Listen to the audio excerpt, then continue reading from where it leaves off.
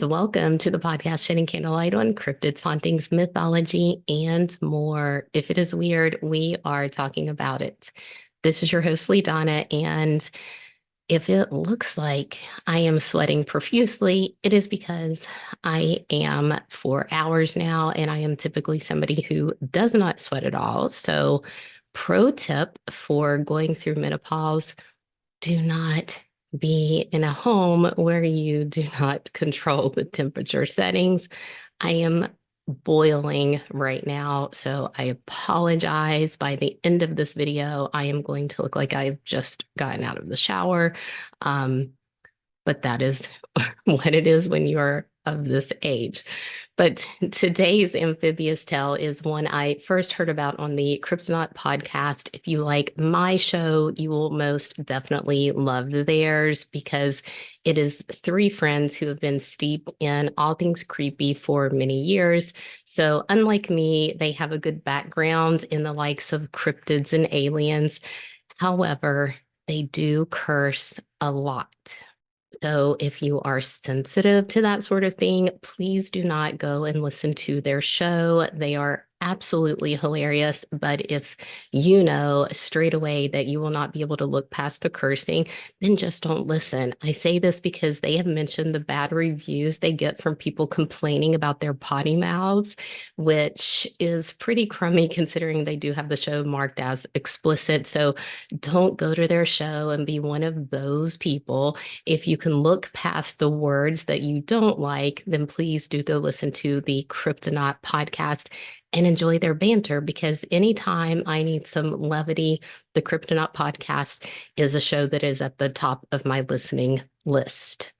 The three men on the Cryptonaut podcast are from New York, but the leathery skinned creature we are talking about today hails from southwestern Ohio. The first known sighting occurred in May of 1955, about 15 miles northeast of the Cincinnati city limits in what is known as the Miami Valley. In this valley, the town of Loveland straddles the Little Miami River, which flows for 111 miles, passing through 5 Ohio counties before joining the Ohio River just east of Cincinnati. Loveland was first settled, according to English records anyway, during the late 1700s.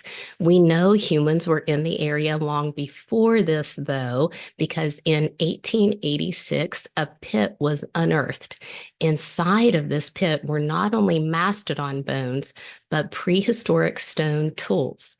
During the time of the pit discovery in the late 1800s, Loveland was quickly expanding and booming because of its location on the Little Miami River and the railroads that would later meander along the waterway.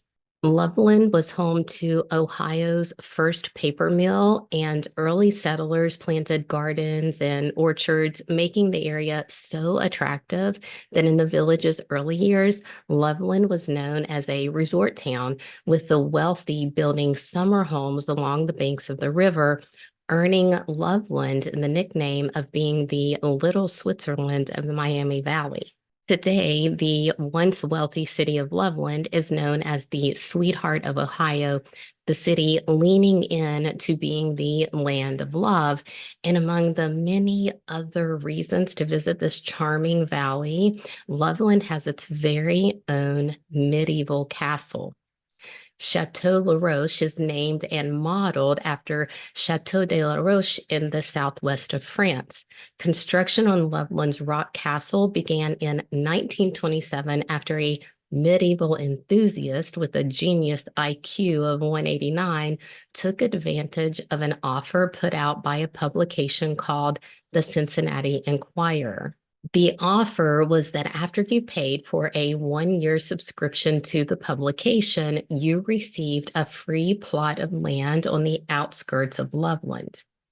If you run a print publication and you want to see it boom in today's digital age, you should totally make this kind of sweet offer, because if I was alive back then and aware of this deal, I would have been collecting tin cans and scraping pennies off the supermarket parking lot.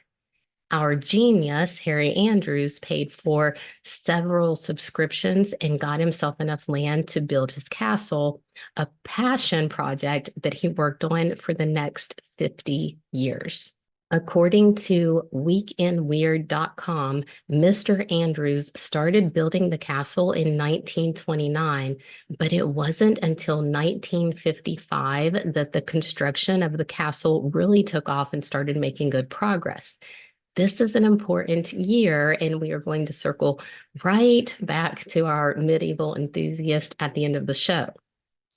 Loveland, Ohio already sounds like a pretty lovely place to visit, but the real reason to go mucking about in the Miami River Valley is for a chance to see the creature that Loveland adopted as their mascot in 2023. A 4-foot tall mutant frog cleverly named the Loveland Frogman. This legendary humanoid frog was first sighted in 1955 when a traveling salesman was traversing an unnamed road late at night. Later accounts of this event say that it occurred in the month of May and when the businessman was leaving the Branch Hill neighborhood in Loveland. Despite the uncertainty of the exact time of year and the salesman's exact location, what we know is that his sighting occurred on a stretch of road that ran near to the banks of the Little Miami River. What this man saw not only defied what he knew of nature, but it sent chills racing down his spine.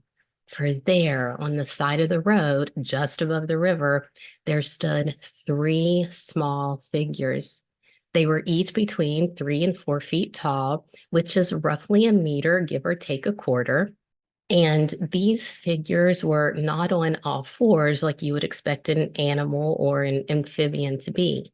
No, the creatures were standing on their hind legs, just like humans stand. But the businessmen could clearly see that these figures were not human. They had hairless, leathery, reptilian-like skin covering their entire bodies. Perplexed and intrigued by the 3 eerie figures, the man pulled his car over to the side of the road. He spent the next few minutes observing the creatures, noting that their hands and feet were webbed and that their slick, bald heads and leathery faces were those of a frog. As disturbing as this description is, the physical appearance of the creatures was not the most disturbing part of what this traveling salesman saw that night. What raised the hair on the back of his neck was the fact that these 3 beings were talking to one another. As the man watched the frogmen having a conversation, one of them lifted an object over its head, a metal cylinder that the businessman described as a wand. He watched the frogman lift the wand over its bald head and then found himself terrified when a spray of sparks exploded from the end of the cylindrical object. The businessman dropped his vehicle into gear and raced away from the group of overgrown, magic-wielding frogs. The next sighting is 17 years later, and it occurred on March the 3rd of 1972. It was a dark and icy night. The time was 1 a.m., and police officer Ray Shockey was carefully navigating the slippery lakes of Riverside Drive, heading into Loveland. Suddenly, a creature scurried across the road in front of Officer Shockey. He stopped to see what the odd thing was, illuminating in his headlights what he described as a creature that was between 3 and 4 feet tall, with leathery skin like that of a lizard or a frog.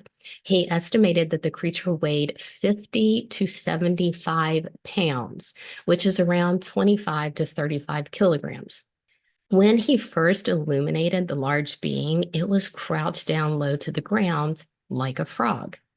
Then it stood up, standing erect on its back legs, and stared directly at Officer Shockey. Before the officer had time to react, the creature turned and climbed over the guardrail, making its way down to the river.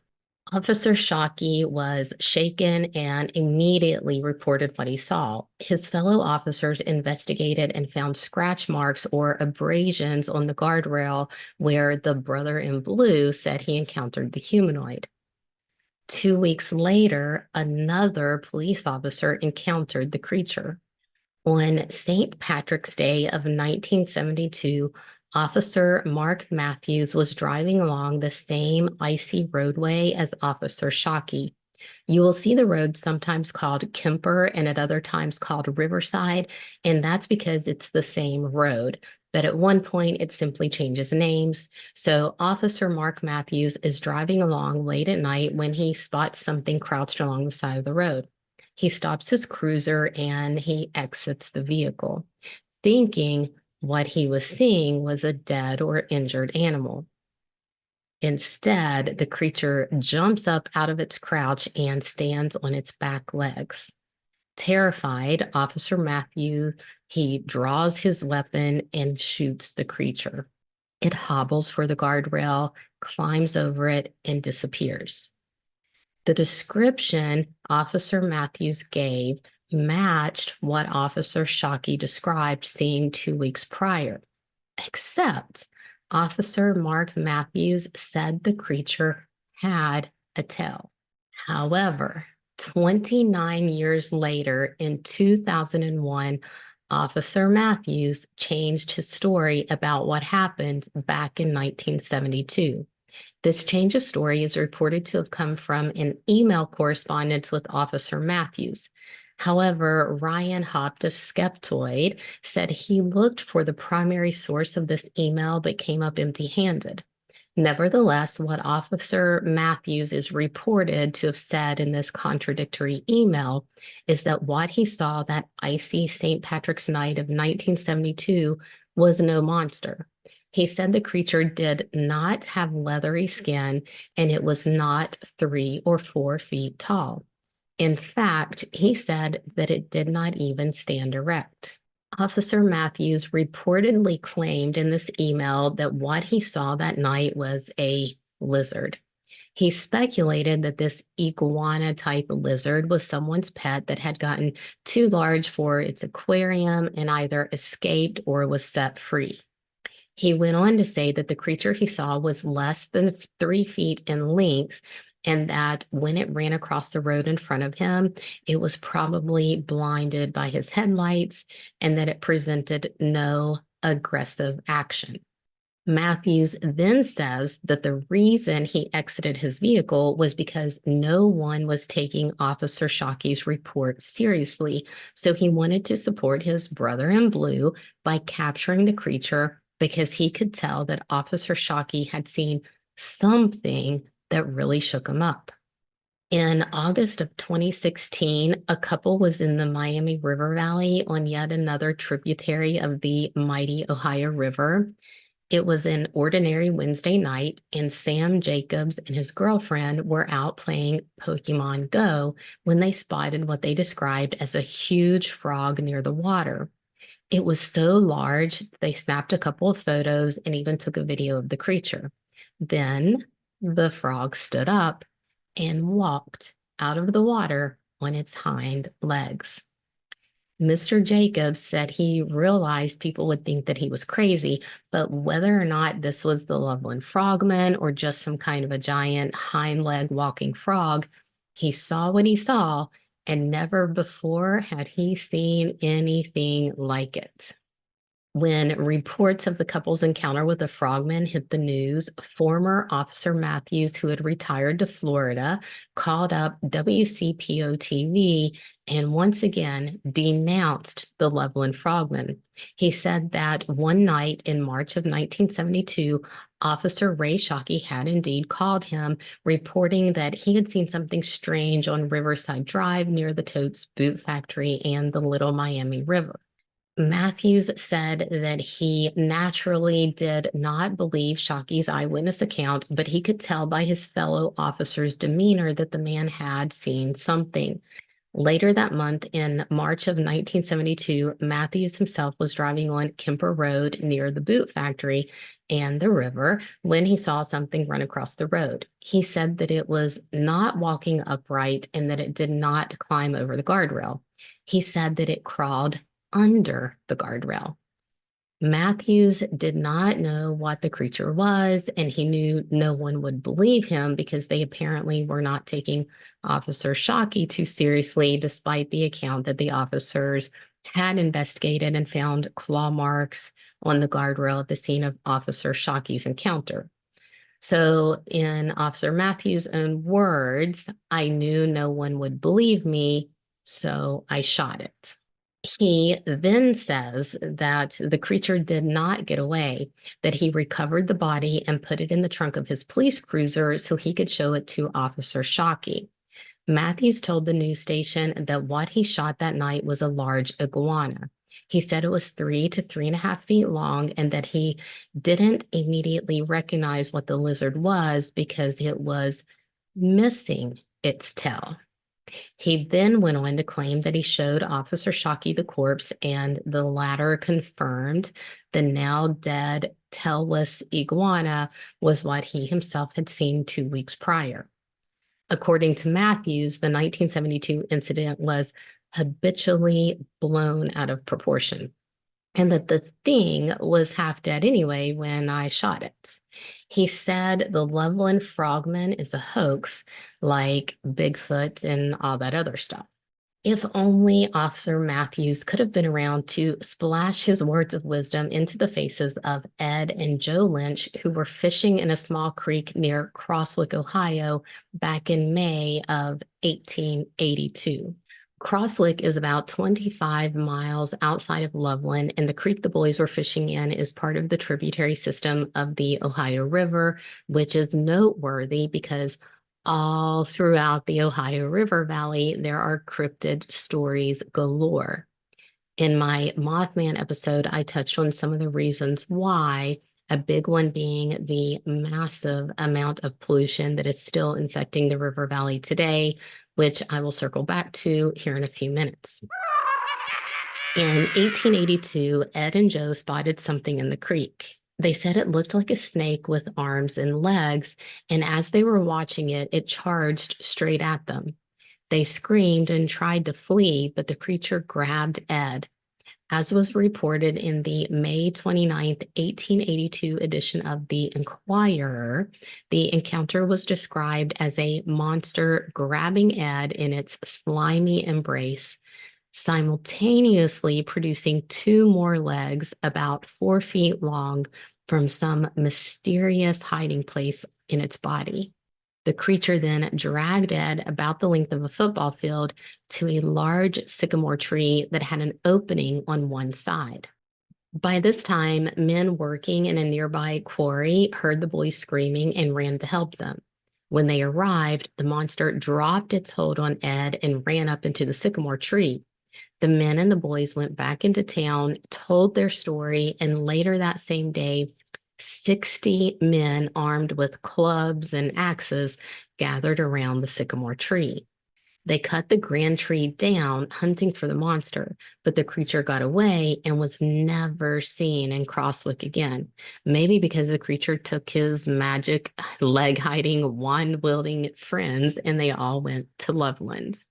It's hard to know for sure what any of the witnesses actually saw. The article I read on weekandweird.com made an interesting and valid point when discussing the possibility of the 1972 sighting being nothing but a large, misidentified lizard. Ohio in March, especially back in 1972 when winter was still winter, would have been cold.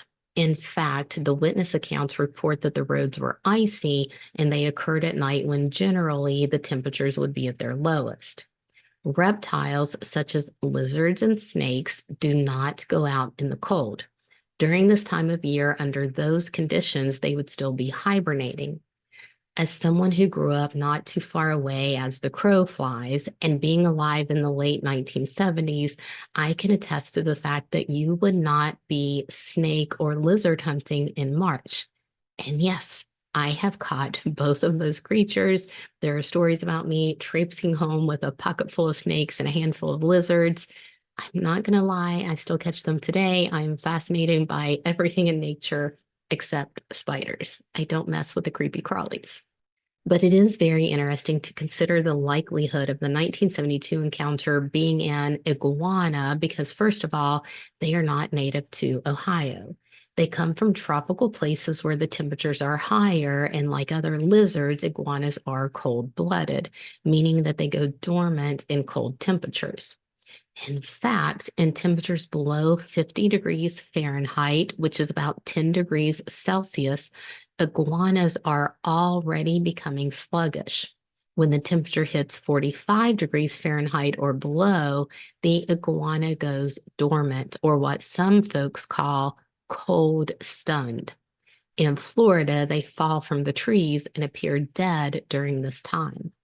On St. Patrick's Day, March 17th, 1972, when Officer Matthews said an iguana scurried across the icy roadway in front of his police cruiser, the temperatures are recorded as being a low of 27 degrees Fahrenheit to a high of only 57 degrees. His encounter took place at night, and the historical weather data for the area in 1972 shows that the overnight temperatures were indeed icy because it was below freezing quite often. How then could an iguana have been scurrying anywhere? Frogs are amphibians and they too are cold-blooded. Depending on the type of frog, they hibernate when the snakes and lizards do, and most definitely when the temperatures are freezing. So if the 1972 encounters could not have been lizards or frogs, then what did the two police officers see?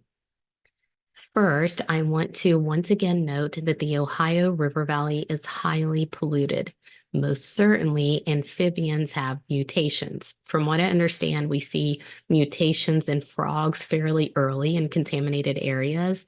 Reptiles will follow suit, and we all know what happened to 4 baby turtles in a New York sewer. In all seriousness, though, I do think both nature and pollutants can contribute to something strange in the waters, which is why I avoid being in water at all cost. There could also be a creature, cryptid or hybrid, that we just simply do not know about.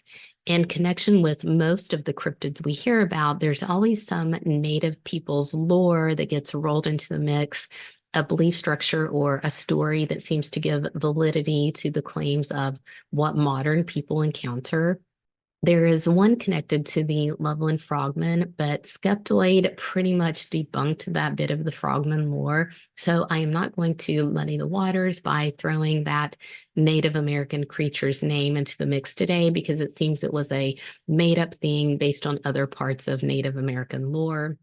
So while there are certainly unknown creatures inhabiting our world, as proved out in scientific discoveries nearly every single year of recorded history, what I want to do instead is circle back to the genius man who built a castle on the outskirts of Loveland.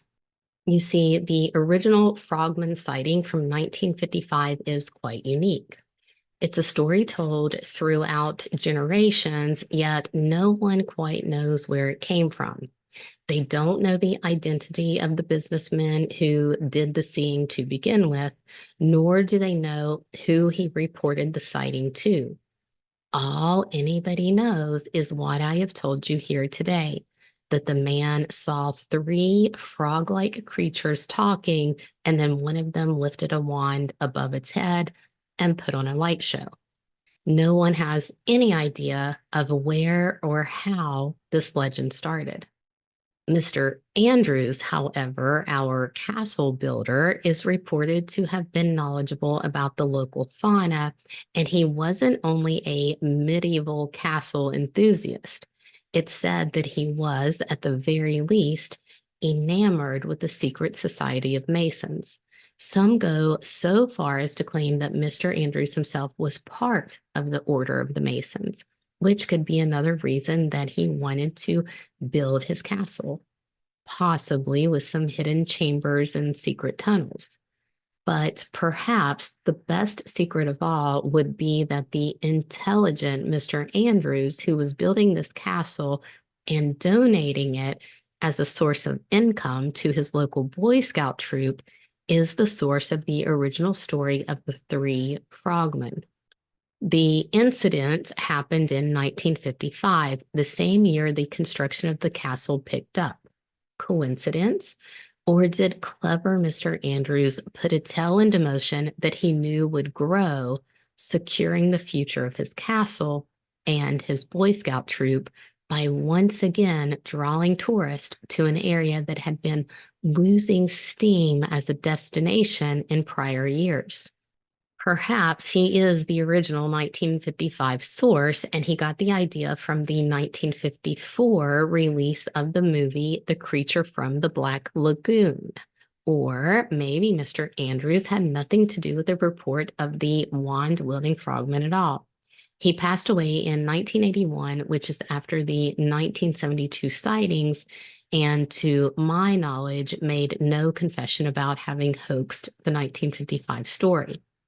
His castle was conveyed to his Boy Scout troop, and they still run it today as a medieval castle museum. The city of Loveland itself has now embraced their monster, and if they are smart, they will do it upright like Point Pleasant did with Mothman. We need a Frogmen 3 festival because it doesn't matter if you believe or not. As folklore professor Edgar Slotkin told the Gadsden Times in 1985, we are all the folk. Aliens, mutants, cryptids, secret races, whether we spend our time trying to prove they are real or trying to prove they are not, we are all perpetuating the lore. The Loveland Frogman is a really great case of how someone who does not believe has been instrumental in perpetuating the lore. Officer Matthews, in his vehement denial of what he did or did not see back in 1972, has only raised more attention and more skepticism. Not about whether or not Officer Shockey saw what he saw, but whether or not Matthews himself is a reliable source. Iguanas do not scurry about in freezing temperatures. Sleep on that tonight, and should you find yourself anywhere near the Ohio River Valley, keep your eyes and ears open and have your camera ready because you never know what legends in the making are about to drag themselves across your path. Let me know what you think about the Frogman, but before you do that, you must like and subscribe. If you do not, there will be a wand-wielding frog outside of your window this very night. It's kind of like Snest Repest, the Russian version of Father Frost, whose name I probably just mutilated. This legend of Russian lore comes around once a year just to see if you believe in him and the old ways. If you do not, he sends vampire elves to deal with you. Let's not find out what the talking frogman will do to you, okay? Just hit those buttons, and if you have a story to tell, send it to me at leadonabooks@gmail.com. If you comment on social media or send me a message there, well, I will be in my new house in a few months, and then maybe I will get my act together and communicate better, but that remains to be seen. Social media is just not my thing, and I am furiously trying to get work done, but instead of publishing 3 books this year, I am down to crossing my webbed fingers and toes that I will manage to get just 1 published. It isn't looking great. My muse is flustered. She's writing 4 books at once, like having 4 manuscripts open and switching back and forth to write a few sentences on each, because when I focus on one book, my muse hijacks my brain and tells me what I really want to write is this other thing. And so that's been really super fun lately. I am blaming it all on menopause. If you are a creative female, I am also working on a video for my regular YouTube channel about being creative through the brain melting stage of life known as menopause. It's going to be a real blast. in 2028 when I actually finish that video and all of the books that I'm currently working on. Anyway, I love and appreciate you guys. Thank you for being here with me today. It means the world to me that you are tuning in, and I hope that for this brief time when you are listening to the sound of my voice, that all of your cares are washed away. Until next month, go forth and know that you are part of folklore, whether you like it or not. Bye.